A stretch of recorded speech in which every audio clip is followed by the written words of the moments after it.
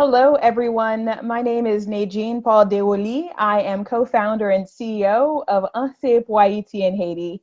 And it is a true honor and a pleasure to have been invited to speak about some of what we're learning with our communities and what we're learning as part of the movement building process in Haiti. As you can tell, this topic is part of the Act Together strand or track. And some of what we believe to be at the heart of a community and diversity conversation is about asking and considering the who question.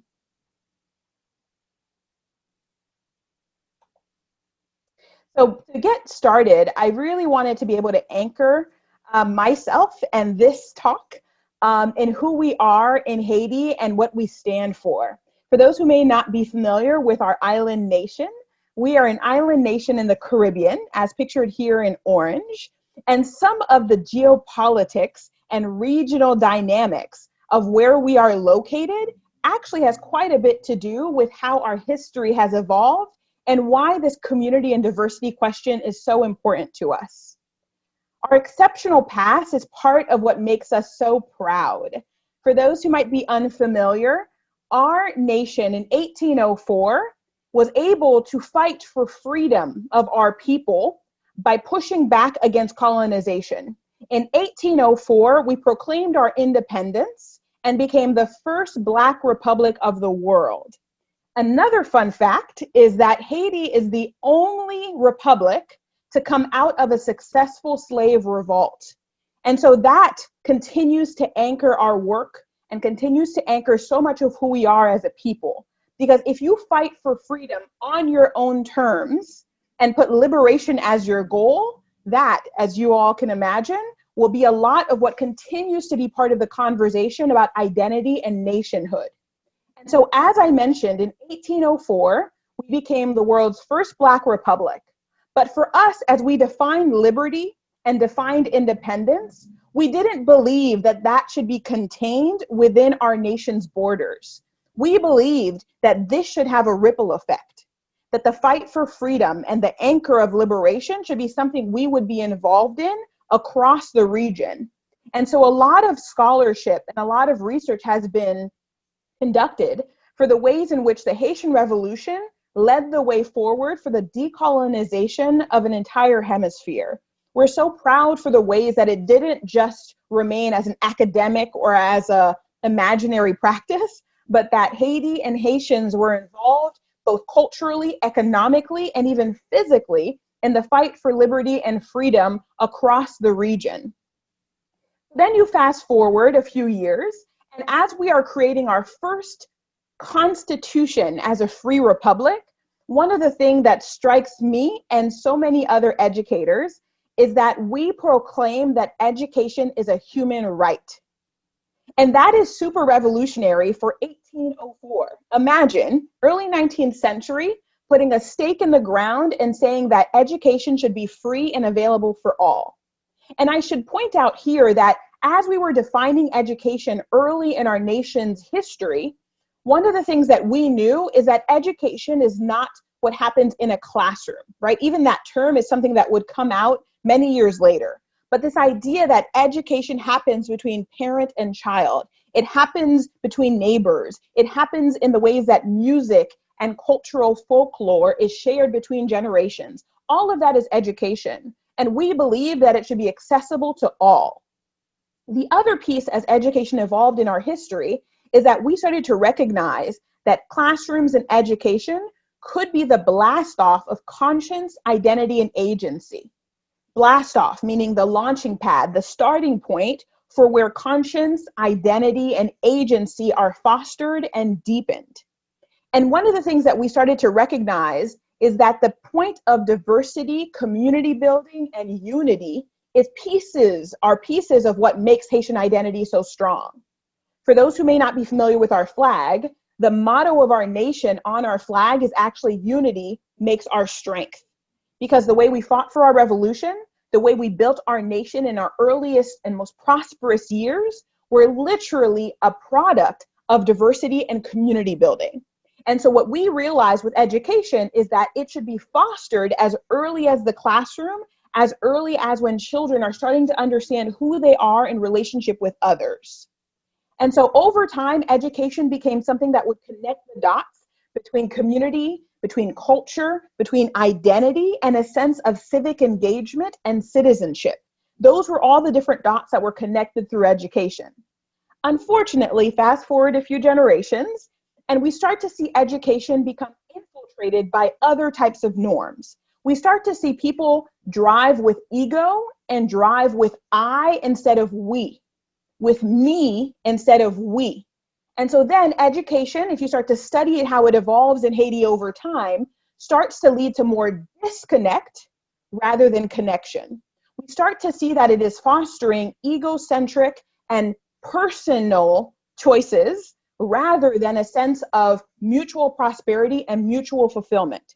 And so at Anseye Pou Ayiti, our movement is about 6 years old now, we realized that that would have to be the heart of some of the work that we did in education. Yes, the academics would be important. Yes, we would have to figure out how to fix some of the infrastructure challenges of education, but we also had to address this point, this identity piece and this piece related to community and diversity. And so at Anseye Pou Ayiti, we decided that our whole movement would be rooted in collective action, that we would work with communities to create a network of civic leaders and build an equitable education system together. And that's why I was so grateful to be able to represent our mighty team in Haiti, to be able to share a bit about why this track of act together means so much to our work to decolonize and to reinvigorate an education system that should be rooted on equity and equal educational opportunity for all. And so as we were thinking about this presentation and how best to share what we continue to learn about working together, acting together, and building community, this question about the who started coming up, right? We started to ask ourselves, why is it that this who question often gets relegated to an inferior position? Why is it that so much of the work that we do in education is about what, is about how, is about when, but we ask the who question often in last? But at APA, one of the things we're realizing in Haiti is that if you don't lead with a question about identity and who we are collectively, we might miss the mark and actually not achieve the outcomes that we're all fighting for. And so at the center of this who question for us in Haiti is centering the solution bearers. And that's who we call all of us who are fighting together, but primarily the community members who can band together and themselves bring about the solutions that we know are at the heart of education equity. But when we say solution bearers, one of the things that's important for me to highlight is that we believe in the power of lived experience in Haiti. So at APA, we want to bring forward proximate leadership. One way to define proximate leadership are those who've been most close to, most proximate to the issues that we want to address. At APA, we want to dismantle educational inequity. And so we want to bring forward the existing leadership of people who have experienced educational inequity, who have fought to make it out of school, who have fought to figure out how to make it to primary, secondary, and finally to get the opportunities that they deserve in their lives. And so part of this who question for me that I want to share with you all, because there's no one answer, right? Everyone watching and engaging in this conversation, I hope you start asking yourself this who question as well. And so who are the teachers? At APA, we want to recruit from within the communities that are fighting to dismantle educational inequity. Who are the team members, right? Just to give you one example, in our team, we have community coaches. And we would be naive to think that some of those coaches don't come with their own lens, with their own perspective that may have been influenced by a heavily colonial and antiquated and traditional way of teaching and learning. And so if we don't address that lens, then that will disrupt the possibility of acting together and acting to the ultimate benefits of all kids. So we have to ask ourselves, who are the team members coming together to make this movement possible? Who are the students, right? It's not enough to say that Nedgine comes from a rural community and her parents didn't have a chance to go to school. That is very narrow, right? I think we have to push ourselves to go even deeper to figure out who are our students and what are the beautiful assets and the power that they themselves bring into the classroom. Let me take it a bit further. Emmanuel Alexandre, who's pictured here, is one of the solution bearers. He grew up and was raised in Gaumont, which is one of the partner communities of APA, and it is him who is leading the charge as a community coach to connect the dots and reinvigorate our ability to act together. And so often at APA, we don't use the more passive expression of empowering others because we know the power comes from within. We are empowered already, but we have to figure out the ways to unleash that power from within. And so some of the strategies that we're determining are important to our movement in Haiti, that as related to teaching and learning, and I hope this is relevant to many of you in education, the first is defining the terms, right? We have to be very clear about what our ultimate goals are. If we say equity, we must understand that equity is not equality. They're two different things, and we should define those differences. We should also know, at least in Haiti, that we define equity as a stepping stool towards liberation and define what liberation truly is, because that level of clarity allows us to act together more successfully. The second piece is a historical understanding of where we've been in order to get to where we're going. I started the presentation with a bit about Haitian history because it acts as an anchor towards understanding what has maybe impeded and what has facilitated acting together in our past. Language matters as well. I know many of us as educators are fighting for mother tongue and mother languages to get the respect that they deserve. But in addition to the language of choice and the language of instruction, I think we have to also be very careful about the words that may prevent people from bringing their full selves towards the table of collaboration. Some words, I think, are intended to be harmless, but often have an impact on our behavior, our mindset, and how we perceive our neighbors. The words like poor, marginalized, underserved, there's a lot of different words at risk that I think have crept into our vocabulary as educators, and if we're not careful, might also have an unconscious impact in how we see our neighbors and how we see the diversity that is possible when we come together to act for education equity. The other piece, as I mentioned briefly, is asset versus deficit.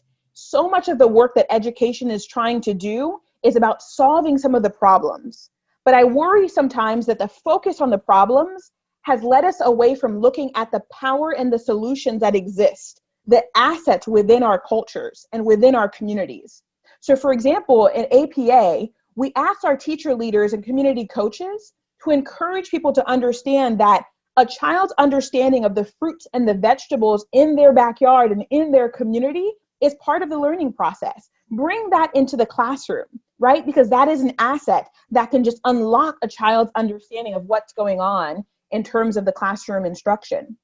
Another piece that I would add in terms of asset and deficit, in terms of the assets, there are so many professions and trades in our communities that I think we have sometimes, we have relegated to an inferior position. Why not bring those professions into the classroom and allow them to supplement the coursework on math and social studies and science, right? Bring a carpenter into the class and help that clarify some of the mathematical terms that you're teaching your children, because it makes the learning relevant and it adds value to what they see every day in their midst in the community.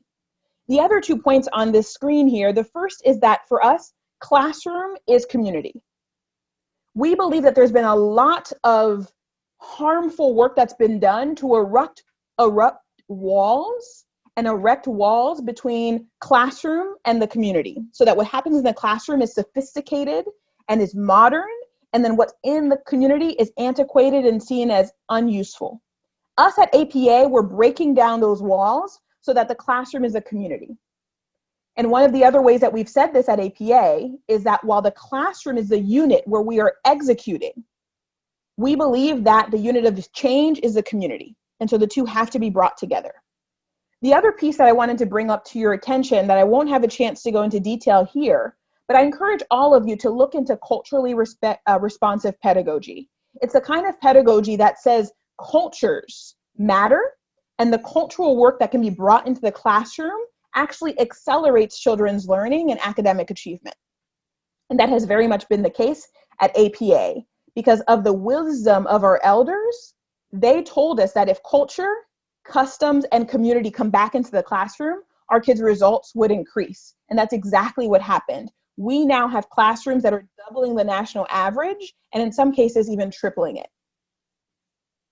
The last few mechanisms I wanted to highlight as part of our learnings in Haiti, in terms of promoting equity with diversity and community. The first is the importance of ongoing listening tours. And I think that one of the tracks of this conference is listening, so this is quite appropriate. But this power that comes with saying, I will always listen, rather than thinking that after you've listened once, it's enough. At APA, listening is always going to be part of our DNA because we want to avoid checklist activism, right? This idea that says if I've created a checklist for how it works in one community, I can just replicate that checklist in another community towards success. Rather, I think that that would do a huge disservice to the potential of collaboration. The second piece of what we're continuing to learn is the power of going beyond teacher-student dynamics. We now have a parent cohort and a school leader cohort that are working together to unlock their agency and unlock the power that they can hold in advocating for all kids to get what they deserve. And finally, we want to make sure we continue to learn from successful social movements of the past, right? Not much is new under the sun. And there's so much that we can do to dig below the surface of what has happened in the past and incorporate that into our present day social justice movements. And so at APA, we are incredibly excited for what our future holds. And one of the things that I would share as a hope for the teachers and students of India and anyone that is listening to this presentation is the ability for us, sometimes even if it's more complicated, it may take more time and it might be messy.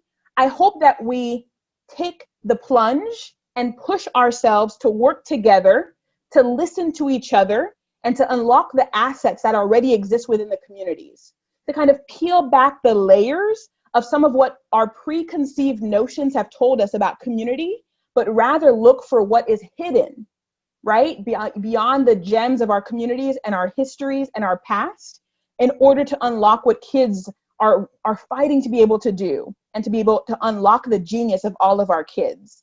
Thank you again for this opportunity.